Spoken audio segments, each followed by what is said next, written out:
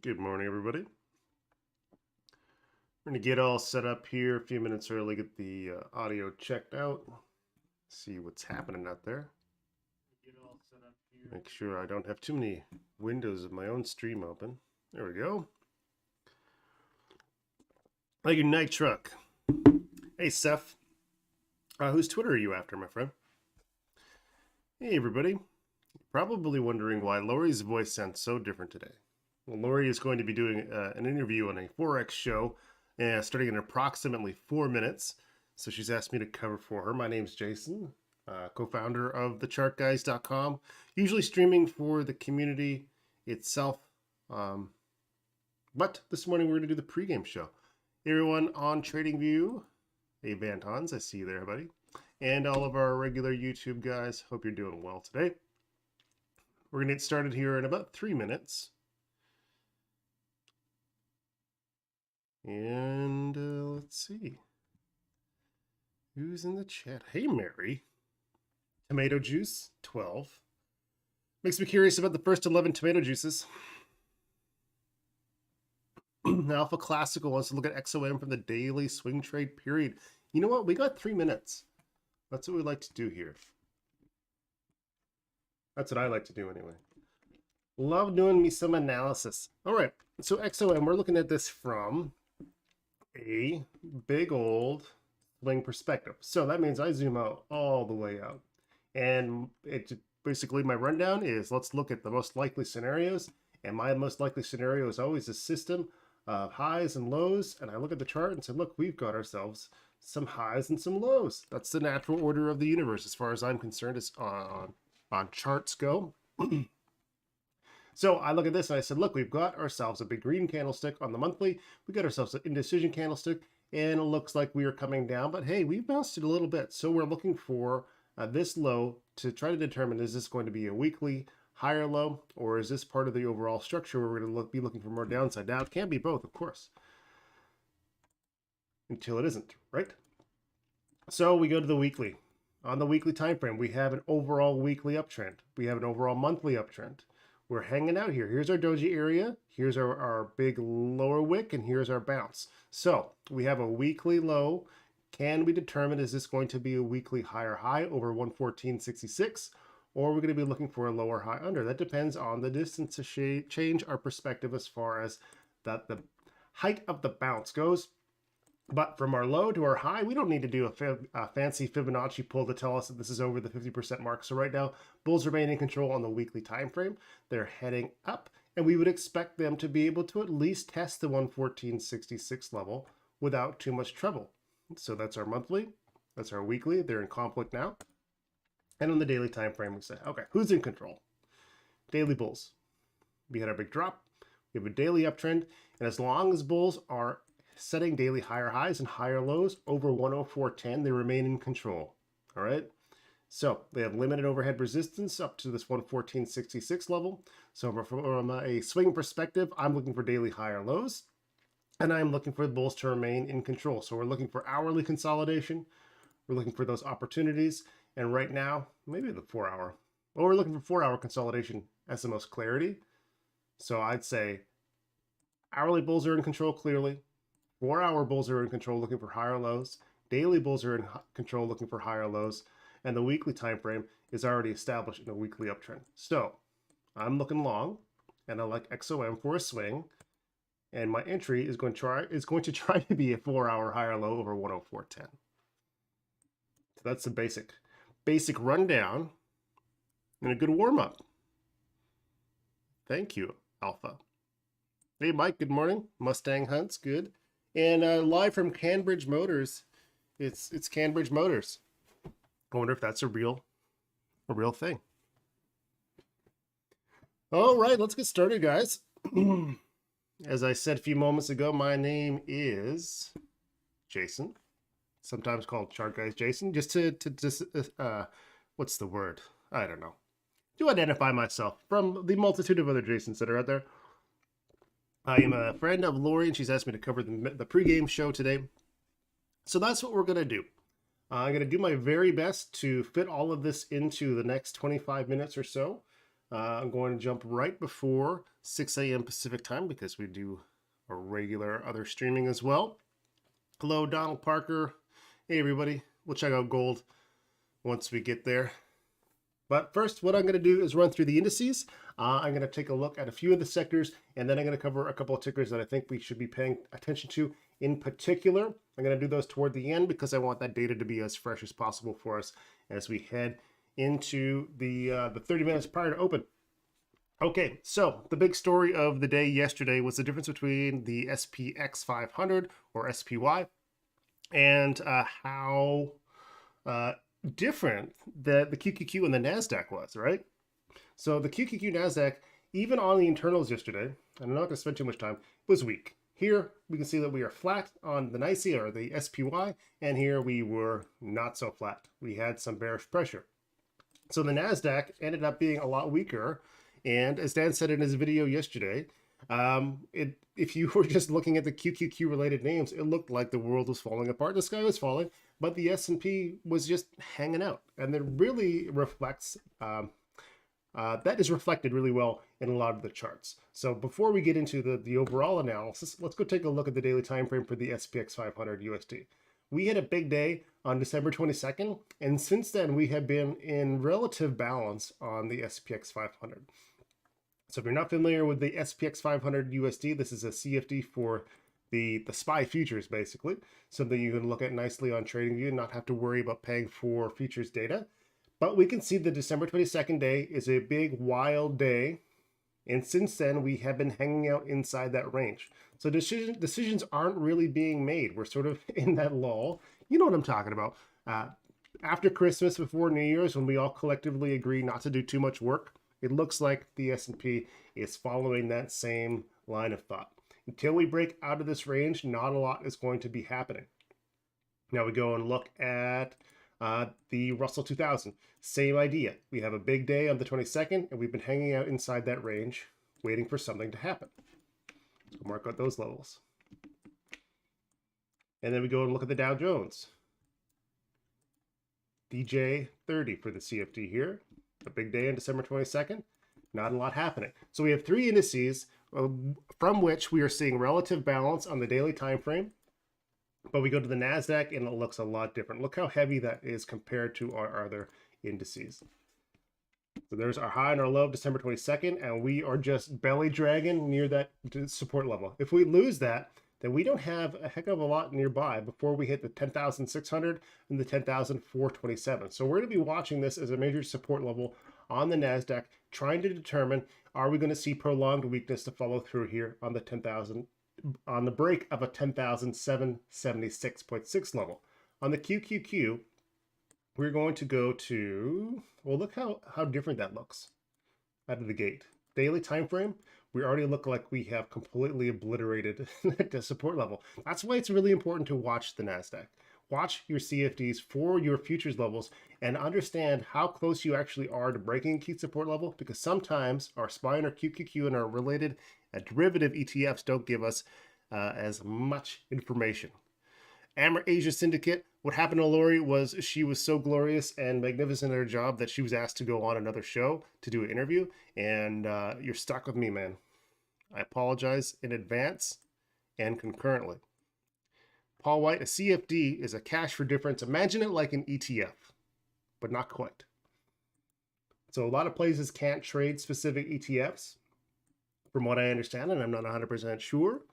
Our friends in Europe aren't able to trade particular tickers or, let's say, futures for the S&P 500, but they can trade a CFD if a private company makes that CFD and puts it on an exchange in Europe.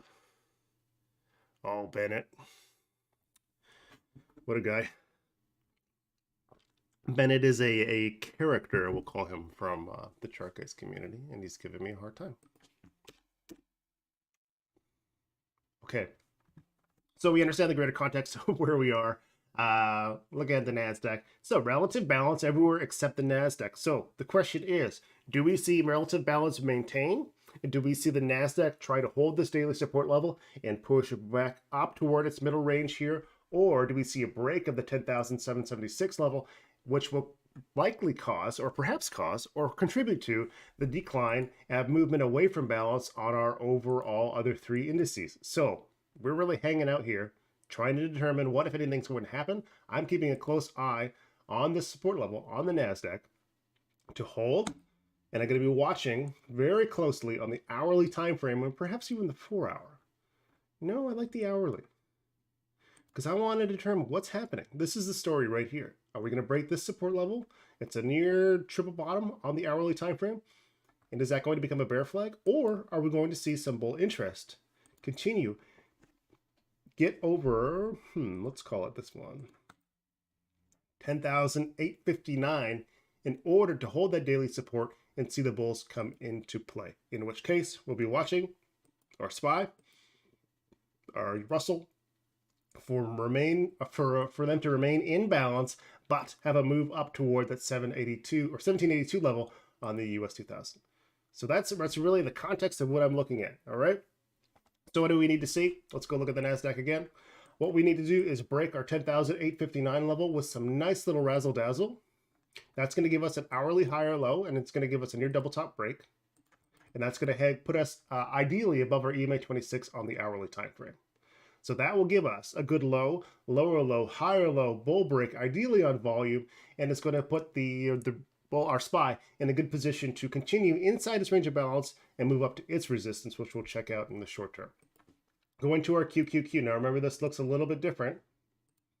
Our QQQ players are going to be watching our 262.46 level, but if we go to our pre-market and go way back over here, to our December 22. Whoa, oh, there it is. We already have it. Okay. All right. What's happening here? Where's our December 22 low? There it is. Okay. All those holidays. QQQ's just taking too much time off, hey? 262.46. That is the level to watch. So we go to our hourly time frame. Say, all right, we got our low, we got our lower low. Can we hold that pre-market low and establish a higher low over 262.95? And then, of course, we're going to be looking to break the pre-market high. So we've got a couple lines in the sand for the bulls on the intraday time frame. 264.41 needs to break. We need to see the bulls have some commitment and be able to establish a trend and develop that trend out in order to stave off a break of the NASDAQ support level loss. If they're able to do that, that's going to contribute heavily toward the potential longevity of our SPY bulls. Hey, more trades. We're getting right into it. We're going to take a look at SPY right now. Okay, so SPY daily time frame. Again, December 22nd, big range of balance. Now we've got a daily inside bar on SPY. What I want to know, what you should also want to know, is what does our, oh man, I'm losing my voice. Bennett, you made me use all of those voice cycles on you. It's too early. I don't know how Lori does it. My joke is Lori gets up yesterday to do the pregame show prep. Okay. Balance levels. December 22nd, high and low. We know that from the SPX. We also know that we have relative balance on the indice itself. On the futures chart, we're just hanging out. That is reflected on SPY. We're giving us, do we have an inside bar? It's the real question. We're so close to an inside bar. You know, I don't think we do. Okay. So we have balance. We do not have an inside bar. We have a big range on December 22nd. So what I'm going to be looking for is going to be a key break to the highs or the lows, looking to run to test the extreme level of December 22nd. We have relative balance. What I want to do is I want, at 30 minutes past the open, I want to be able to look at my internals, and I do not want to see balance. I do not want to see what I saw yesterday, where we have our volume relatively flat, where we have our ADD in balance, where we have flat tick with no build. I don't want to see that. If we see that today on SPY, I'm not interested in trading it. I don't want to play balance day today. We are in balance. I want to see a shift away from balance. So I want to see bulls break over 383.15 with commitment, or I wanted them to break our 359.65 low of day. I'm going to treat this as an inside bar because the market internals and the overall structure of the futures and the chart here itself tells me we are in balance. I do not want to trade in balance. That is just choppy mess. If you're a new trader and I presume a lot of you are. If you're stuck at low resolution, right, what we can do, I've got no drop frames. You can go to, let me show you. I'm going to bring over the pregame show right over here. In case you don't know, you should have a little gearbox and change your quality and should be able to go up to 720. Hopefully that helps you out.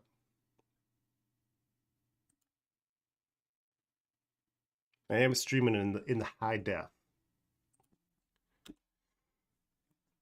Okay, so back to SPY. Pre-market is even in balance. We're close enough to the 380, 315. I want to see that break. Okay, we've already done the QQQ. Same idea. Pre-market high, 264.41. And we got a 262.95 level. Ideally, we are able to hold that level and get that big old higher low. Another key thing for us to be watching for today. Just trying to help my friends here with their low resolution. You may be able to reset, do a Control F5 force refresh on your browser, and that might be able to give you a little bit of help. Sometimes just refreshing that connection to the YouTube servers can help. Sometimes you get routed to a different server, which you may have a better connection to. All right. So yesterday's balance. How are we going to know if we're going to remain in balance? One of the ways we can do that is to look at our key sectors. What was propping us up? Yesterday, XLF was propping us up. So we were right under EMA 12 here on the daily time frame. We have a few daily higher lows in play. We're going to be looking for our range. 4-hour balance. Hourly time frame, almost in equilibrium. So our high, our low, lower high, higher low, going for a bull break. So what we want to do, again, is maintain yesterday's low of day. As long as we remain in balance, it's going to help out our SPY, because this is one of our stronger sectors. So we're looking for hourly higher lows over 33.80. Another key sector yesterday was XLF, or XLV. We have, again, 3 daily higher lows. We got ourselves a big old daily resistance. What do you know from December 22nd? So bulls are looking to break 136.63.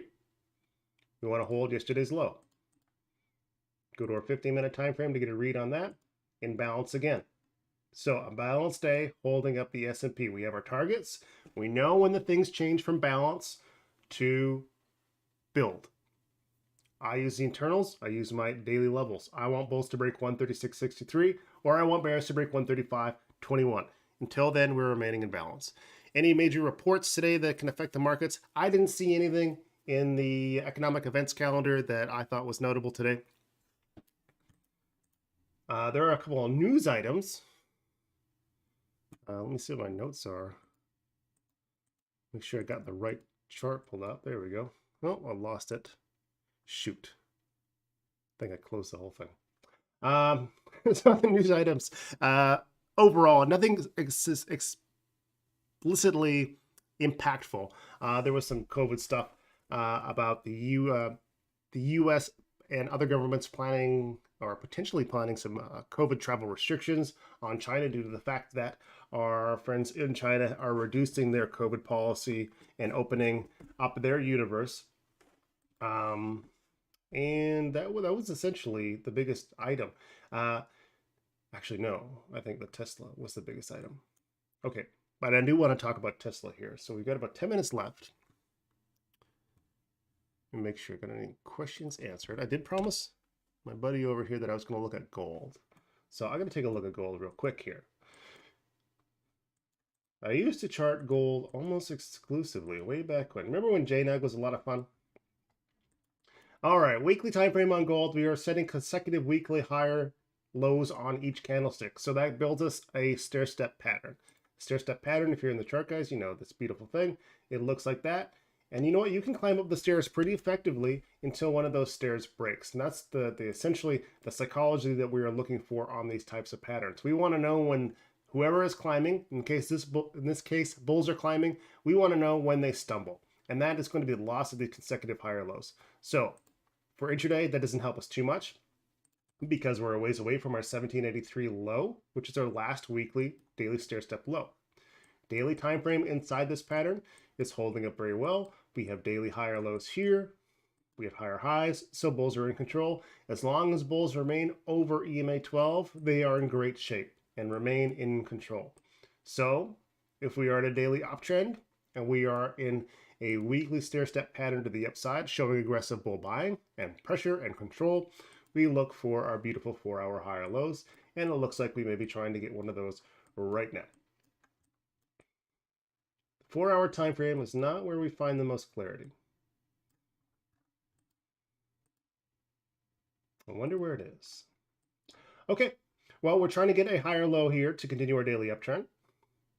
So we can see that we have a quick sell-off. So we'll probably hit 15-minute oversold. We did. Solid bounce. 15-minute higher lows, bulls back in control. So that gives us an hourly low. But based on the distance from our drop here, we want to look for an hourly higher low and an hourly trend change to get back on track with the daily chart. So that's what I'm going to be watching for. Hourly higher lows over. Come on now. What's going on? Why are you fighting me, TradingView? 17.99. EMA 12 is a nice target for the bounce. We know it was a 15-minute oversold bounce. It's the hourly V-shape. Bulls need to prove their control by establishing another hourly higher low over 17.99.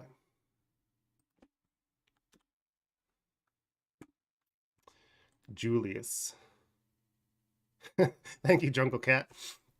My thoughts on dollar cost averaging into bonds during... You lost me right at bonds, buddy. Thank you, Jungle Cat. Yeah. If you need a financial advisor or any sort of advisor, that ain't me. If you want to know what my thoughts are on a gold hourly chart, happy to share with you. In general, dollar cost averaging is a great approach for someone who is looking for a long-term investment that is not interested in trading. If you're interested in trading, it's a little bit different. All right. I don't know how Lori manages to fit all of this in her 20-minute call. How are our crypto traders having it in Slack? You know what?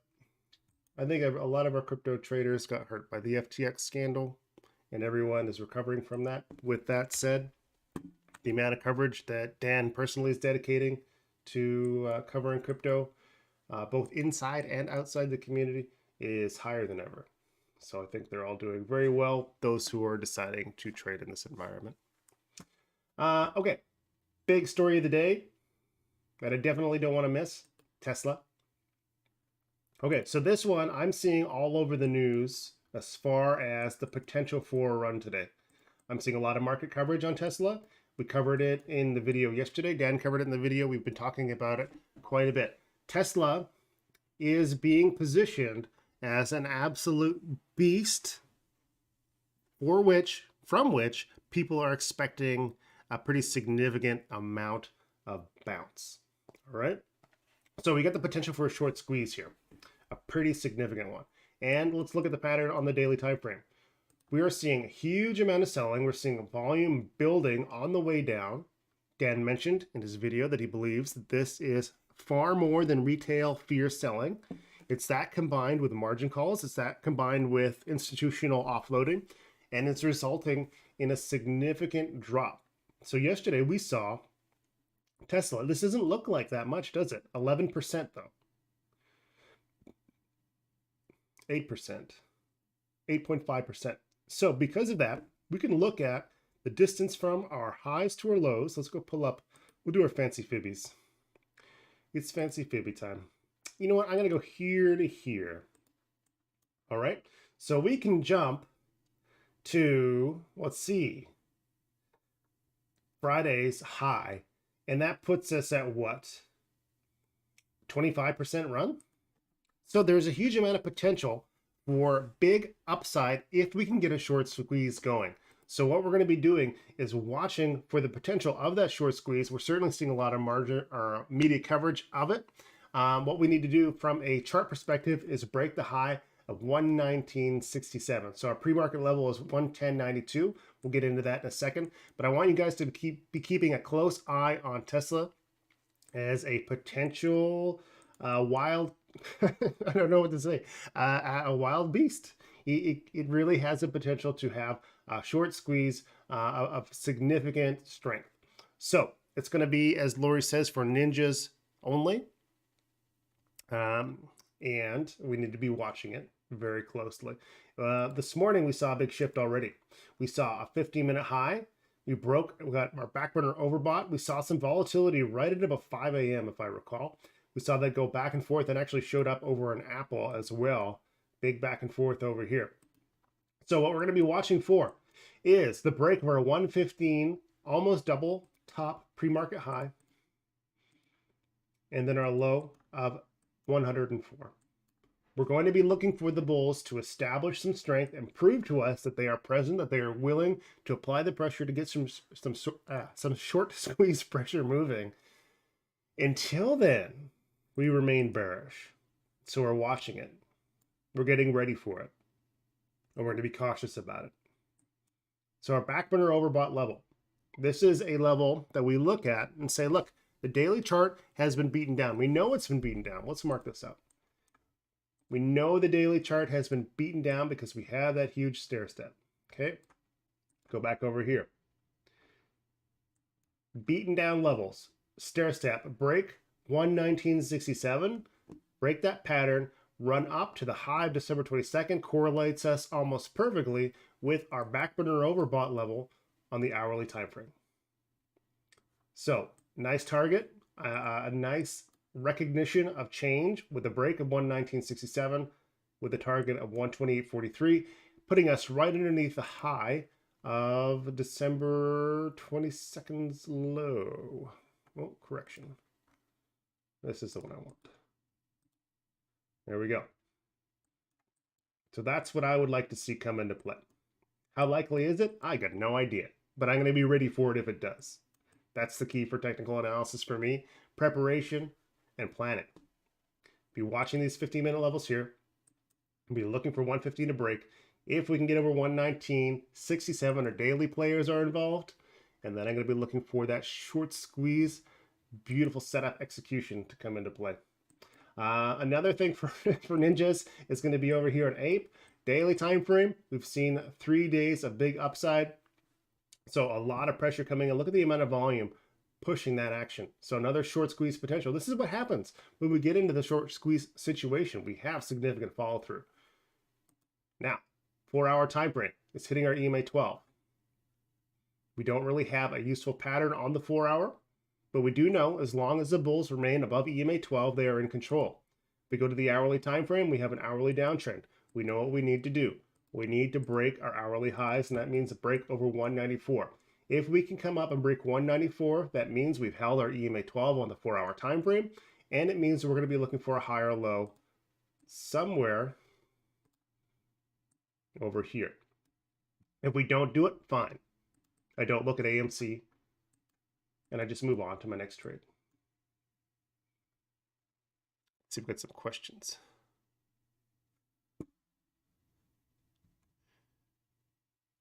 Stop selling. Hey, man. People going to sell Tesla. There's a lot of people who had Tesla. Could the short squeeze start today? Absolutely it could. I have no idea if it will, but I do know that there is a lot of media coverage of it, of the potential for it, right?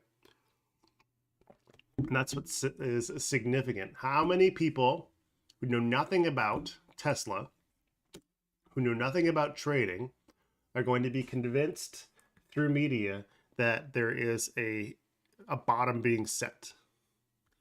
Now, the interesting part is, if we do get a short squeeze today, how many people in those camps who know nothing about trading Tesla or investing in general hear that it is near all-time lows and now it's their second opportunity to get into Tesla? That's where the game really starts to take place. And that's why we can have the advantage as traders who recognize the patterns of behavior that lead to those situations, allow us to benefit from it. Some Patel says Tesla's going to 95. Very possible. Until this daily downtrend changes, until this daily stair-step waterfall complete collapse. Let's face it, it's a complete collapse. Until that changes, nothing changes. The bulls need to show up. what we've done today is we've set up some conditions to help us recognize one of the scenarios that could see the bulls show up. That's it. Until they do, there's nothing here. All right. Quick peek back over at SPY. Not a lot happening on the SPX side of things. QQQ. In down to pre-market lows. Okay, so to summarize, the overall indices 3 out of 4 in relative balance. They have been for a few days. We're looking for a fundamental shift out of that balance back towards some build. The canary in the coal mine that we are watching is our NASDAQ, and we want to know, are we going to break this daily? Whoa, are we going to break? How did I even do that? Are we going to break this daily support, or are we going to hold the hourly and make a move back up into mid-range? Key support on the NASDAQ 100 USD, 10,776.6. Keep an eye on that.